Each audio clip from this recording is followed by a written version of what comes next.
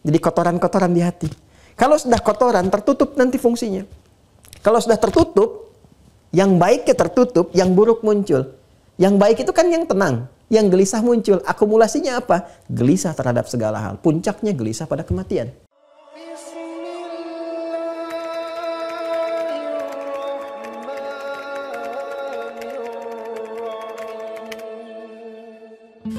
Baik, dosa itu sesuatu yang tidak wajar. Ya, saya ulang ya, dosa itu sesuatu yang tidak wajar. Karena tidak wajar, hati kita menolak. Itu sudah fitrah. Ya, hati itu cenderung kepada dua hal. Satu, cenderung pada kebenaran. Kedua, cenderung pada puncak kebenaran, yaitu agama. Ya, kebenaran itu disebut sidqun. Ya, sidqun. Baik, karena itu amalan-amalan kita disebut sedekah. Ya, karena pembuktian dari kebenaran iman kita. Zakat disebut sedekah. Quran surah ke-9 At-Taubah di ayat yang ke-60. Innamas sadaqatu lil fuqara dan seterusnya. Puncak kebenaran itu agama. Disebut al-haq. Al-haqqu min rabbika fala takunanna minal mumtarin. Nah, hati kita itu dilekatkan fitrah oleh Allah cenderung kepada dua hal ini. Cenderung pada kebenaran dan cenderung kepada agama. Karena itu, jika ada seseorang berbuat yang tidak benar, lisan harusnya berkata benar, jujur, kemudian berdusta, itu hatinya pasti menolak. Ya kan? Nah, mata itu cenderung melihat yang benar, yang baik. Ketika melihat yang tidak baik, itu tidak benar, hatinya menolak. Ya, sama. Hati juga kalau tidak mendapatkan asupan berupa agama, dia akan gelisah, dia mencari itu. Makanya banyak orang mencari untuk menemukan yang benar. Dan Islam menawarkan, tidak memaksakan. Islam menawarkan, ini loh menunya buat hati. Supaya hatinya tenang, dapatkan kebenaran. Itu yang dimaksud Quran surah ke-30 ayat 30. Ya, Quran surah Rum ayat 30. Fa'aqim wajhaka lid-dini hanifa fitratallahi allati fataran nasa 'alaiha. Ya? Ya, maka hadapkan dirimu kepada din yang hanif. Ya, kalau mau cari agama untuk obat hati, menu hati, Anda cari makanan untuk menu fisik, makan. Kalau nggak makan lemas, ya sampai kerja, sampai kena wage dan sebagainya, gitu kan? Untuk memenuhi kebutuhan fisik. Ya, sama belajar untuk memenuhi kebutuhan akal. Ya, sekolah supaya baca, dapat pengetahuan, supaya akalnya tajam, gitu kan? Nah, roh juga sama, komponen ketiga di tubuh kita. Ini intinya, kalau nggak dapat menunya, nutrisinya, makanannya, supply-nya, itu bisa masalah, bisa lemah, bisa sakit. Dan tidak sedikit orang mengakhiri kehidupan karena gelisah. Ya, maka menunya apa? Nggak ada yang lain kecuali agama. Nah, maka Allah tawarkan, silahkan riset, komparasi, nggak dipaksa. Quran surah kedua, ya, ayat 256. La ikraha fid din. Kata Allah, nggak boleh ada paksaan. Silahkan kau lihat, ya, komparasikan dan sebagainya, riset dan Anda akan temukan. Maka Allah sampaikan kalau ingin percepatan ini, inna dina indallahil Islam. Ya, agama yang memenuhi semua kualifikasi itu namanya Islam. Maka disajikan semua menunya untuk menutup itu semua. Nah, kembali pada diri kita. Dalam pencarian ini, baik kebenaran ataupun agama, kita tarik kepada yang netral dulu, yang sifatnya kebenaran. Ya, kadang-kadang orang salah bergerak. Nah, salahnya ini bisa diketahui oleh keadaan hatinya. Ketika dia menolak, ingkar, oh berarti itu salah. Salah, ini yang bahasa agamanya disebut dengan dosa. Ya kan? Salah dalam bahasa agama disebut dengan apa? Dosa. Berdusta, lisan berdusta, hati menolak. Dosa, kata agama. Ya kan? Baik, ini nggak boleh. Ini harus diperbaiki. Karena itu agama datang untuk memberikan bimbingan supaya manusia terjaga dalam kehormatannya. Supaya hatinya tetap tenang. Supaya fungsi tubuhnya itu tetap berjalan dengan baik. Maka diturunkanlah hukum supaya menjaga supaya dosa tidak keluar. Hukumnya disebut haram namanya. Haram itu seakar dengan kata hurmah. Diserap ke dalam bahasa Indonesia menjadi hormat. Hormat itu dari bahasa Arab, hurmah. Jadi hukum haram itu diturunkan untuk menjaga kehormatan manusia. Jangan berbuat dosa. Nanti kehormatan kamu menjadi runtuh. Haram ini jangan lakukan. Kenapa? Karena bisa meruntuhkan kehormatan. Kamu korupsi, kehormatan kamu nanti runtuh. Kamu berdusta, bukan sekarang, besok lusa diketahui kamu dibully, kehormatan kamu runtuh. Ya, maka dari itu, untuk mengembalikan dari dosa-dosa itu, supaya kamu tenang kembali hatinya.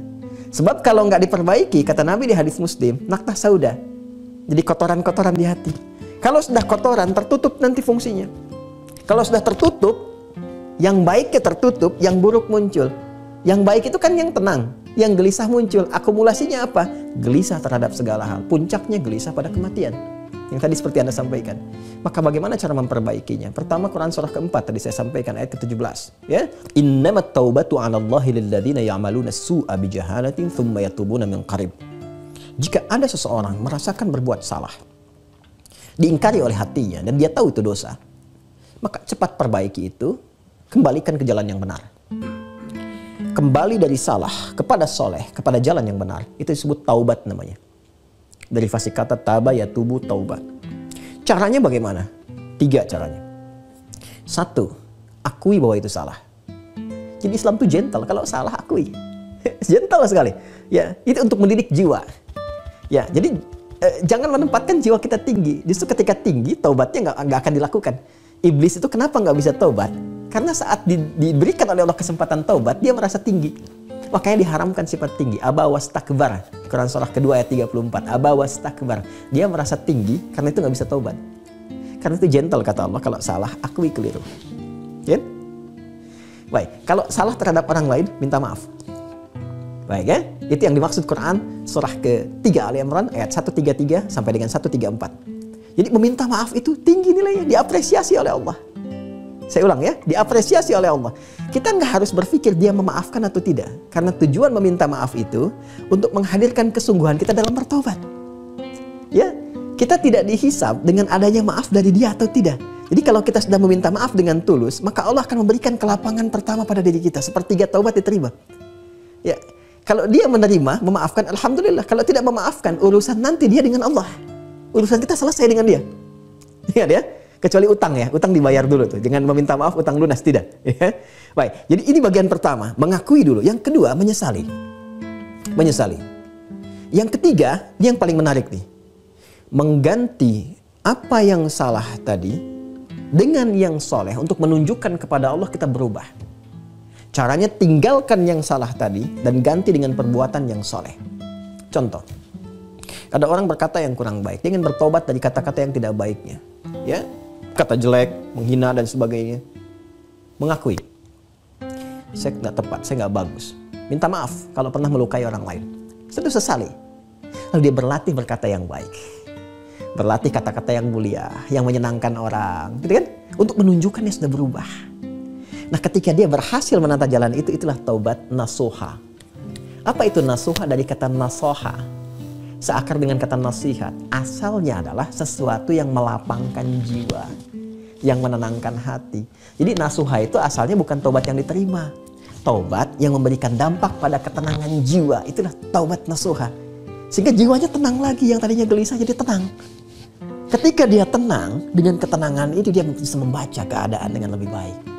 Dia bisa menilai diri, dia bisa melihat hakikat. Oh, hidup tuh begini, gak selamanya. Pada saatnya akan kembali, pada saatnya akan pulang. Ketika sampai pada pemahaman itu, ma'rifat, mengenal pada keadaan dirinya, dia akan menyiapkan, dan dengan itu dia tidak takut lagi dengan apapun yang pasti menimpa dirinya. Baik itu kematian ataupun musibah atau yang lainnya. Itu yang dimaksud Quran surah ke-67 di ayat yang kedua. Huwallazi khalaqal mauta wal hayata liyabluwakum ayyukum ahsanu amala wa huwal azizul ghafur. Dialah Allah yang telah mencipta kematian dan kehidupan untuk menguji siapapun yang masih hidup bagaimana dia bisa meningkatkan amalannya. Ini poin pentingnya. Jadi sebetulnya kematian itu bukan untuk ditakuti kata Allah. Awas ya, saya ulang ya. Kematian itu bukan untuk ditakuti karena pada akhirnya meninggal juga. Kalau ada yang takut meninggal, berarti ada sesuatu yang nggak tepat. Apa yang nggak tepat itu? Dia nggak siap aja, nggak punya bekal. Kalau punya bekal, kematian itu kan gerbang untuk pulang, ya kan? Sekarang coba tanyakan kepada setiap kita, mau masuk surga nggak? Semuanya mau. Saya ulang ya, mau masuk surga nggak? Semua mau. Nah, pintu surga itu namanya kematian. Pintunya kematian. Jadi kalau nggak mau meninggal, ya nggak bisa masuk surga. Ini pintunya kematian. Nah, bekal kematian itu, bekalnya apa? Bekalnya amal soleh. Jadi sebetulnya kalau dia telah berbuat banyak kebaikan dan amal-amal itu otomatis membuat hatinya tenang. Nah, yang meninggal itu kan jiwanya yang dicabut. Quran surah 3 ayat 185. Kullu nafsin dha'iqatul maut. Nafas yang dapat maut. Yang nyabut namanya malakul maut. Quran surah 32 ayat 11. Qul yatawaffakum malakul mautil ladzi wukila bikum. Nafasnya yang dicabut. Nah, amal soleh kita itu berdampak tenang bagi jiwa. Tadi ngaji tenang, sholat bikin tenang. Itu kalau jiwanya tenang, dicabut sama maut pun tenang juga, nggak ada takutnya. Itu yang dimaksud Quran surah 89 ayat 27 sampai 30. Ya ayat Tuhan nafsul mutmainnah. irji'i ila rabbiki radiyatan mardiyah. Mutmainnah itu sifat bagi nafsu. Karakternya disebut tumakninah. Karena itu dalam sholat kita tumakninah, kan? Ruku tumakninah, sujud tumakninah untuk menghasilkan mutmainnah. Jadi kalau jiwanya mutmainnah, sudah tenang, sudah baik, itu otomatis gak ada takut lagi untuk kematian. Gak ada otomatis. Karena kenapa? Santai aja. Ya, jadi sudah bawaan hatinya, bawaan jiwanya, tiba-tiba meninggal. Sedang sujud meninggal. Ya, kapan saja terjadi ya tenang aja gitu. Nah, makanya nggak mungkin terjadi nafsu mutmainnah kecuali jiwanya bersih dulu. Karena itu tadi saya mulai dengan bab taubat untuk menyingkirkan segala peluang-peluang yang berpotensi maksiat, hapuskan dulu, tepikan dulu. Dengan sendirinya akan hilang was-was itu, tinggal kumpulkan amal solehnya. Demikian wallahu taala alam bissawab.